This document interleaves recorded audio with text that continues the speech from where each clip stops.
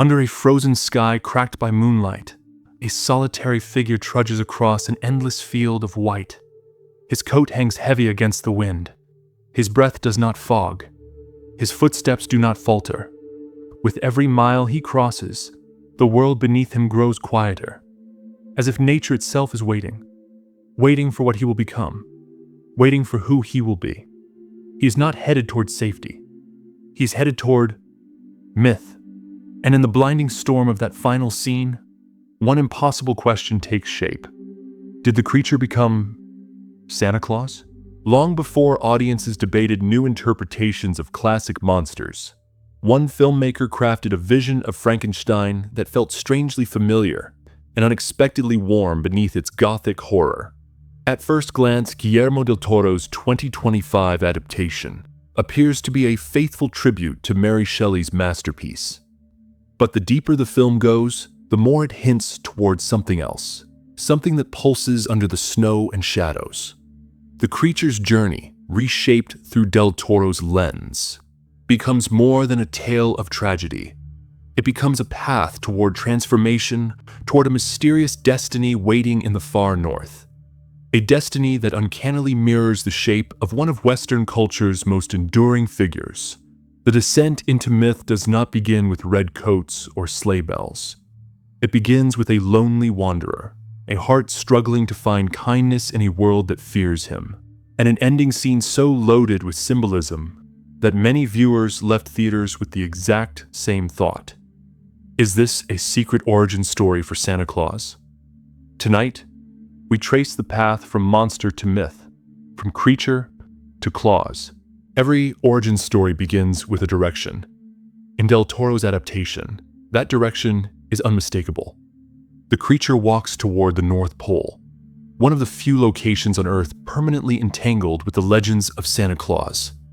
But the meaning of this choice is far from accidental.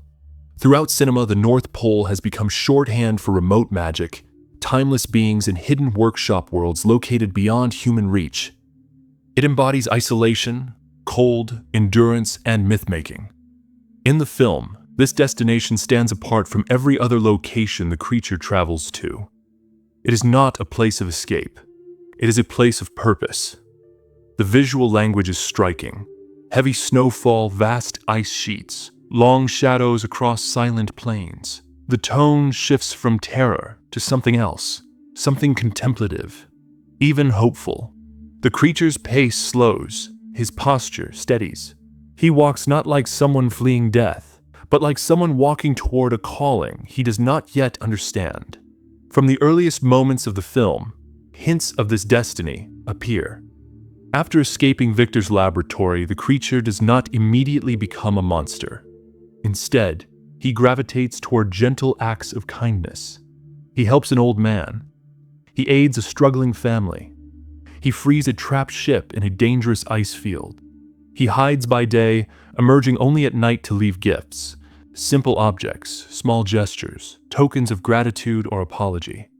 These moments unfold quietly, almost like folkloric vignettes. A nocturnal visitor, a silent gift giver, a misunderstood protector.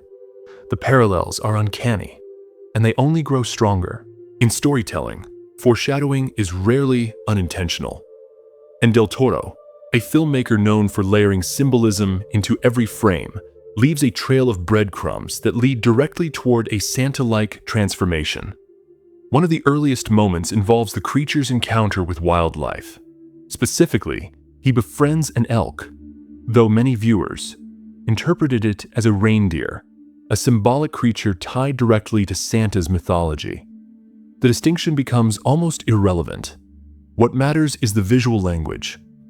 A towering figure standing peacefully beside antlered animals in a snowy forest.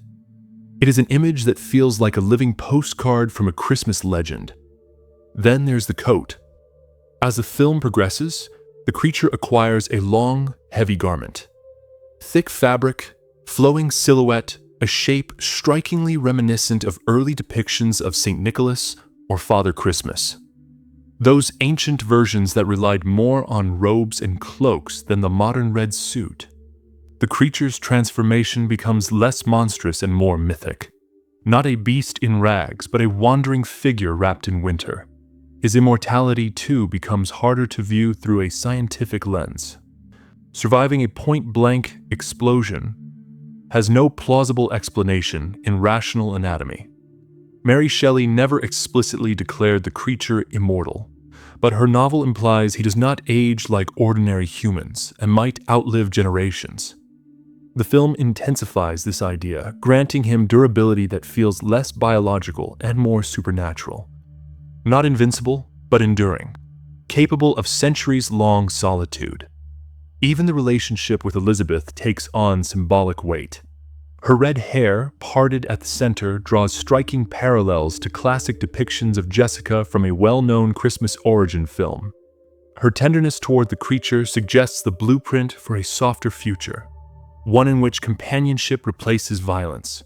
Should the creature eventually succeed in creating another being like himself, that companion would naturally echo the likeness of the one person he cherished most. An immortal partner, a Mrs. Claus figure built in grief, longing, and devotion. Even Victor's obsession with milk becomes an unlikely but compelling note, a subtle echo of a tradition where children leave milk for a winter visitor who slips into homes at night. A strange detail, yet remarkably consistent. Piece by piece, an improbable picture emerges. A being shaped not for destruction, but for giving. The most striking element of this interpretation is not the symbolism, but the creature's morality. In Del Toro's version, he displays a gentleness absent from many adaptations and far removed from the murderous tendencies of Shelley's novel. When he touches Elizabeth's throat, a moment that in the book foreshadows death, the film repurposes it as a gesture of compassion, recognition, and mourning.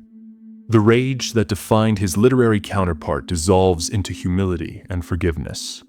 This is not the arc of a villain, it is the arc of a guardian. Across the narrative, the creature's acts of kindness accumulate, but only toward those who show him empathy.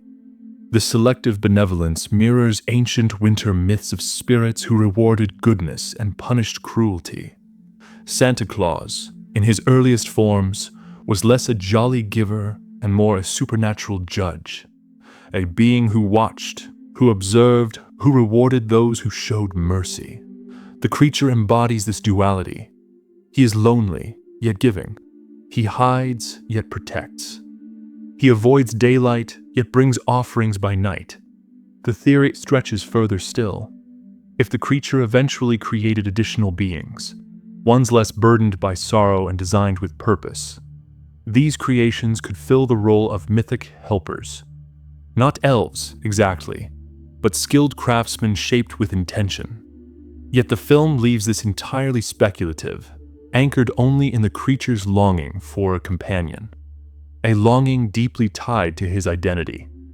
At the same time, the film is set in 1857, long before the modern image of Santa solidified. Before Coca-Cola's red suit, before widespread commercialization, before the myth had a single accepted look.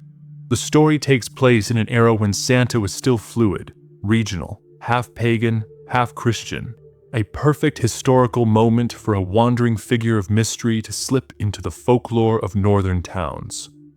But the theory is not without counterpoints. Some argue the creature travels east, not north.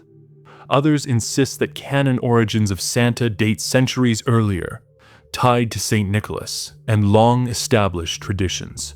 Some point out that his appearance lacks key features, a beard, for instance. Yet even these contradictions reveal something powerful. The creature evolves. His coat appears later, his hair grows irregularly, his skills increase with experience.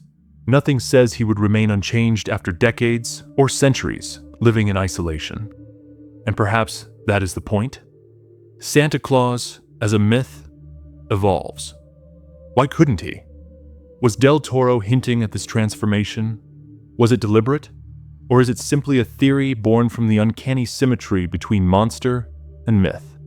The answer may be hidden beneath the snow he walks into. In the end, the theory is less about proving a hidden canon, and more about reimagining a creature who was never meant to be only a monster. By following his footsteps into the frozen unknown, the film reframes him as something profoundly different.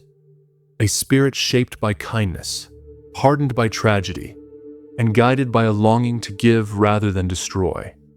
A being who disappears into the white horizon, not as a runaway experiment, but as the seed of a legend. Whether this path truly leads to the origins of Santa Claus or simply offers a poetic reinterpretation of his fate, the idea transforms the final scene into something haunting, gentle, and strangely hopeful. A creature once rejected by humanity, walking toward a destiny that would one day bring joy to it. Now I want to hear from you. Do you think the creature's journey toward the far north hints at a new myth being born? Or is it simply a tragic wanderer disappearing into the snow?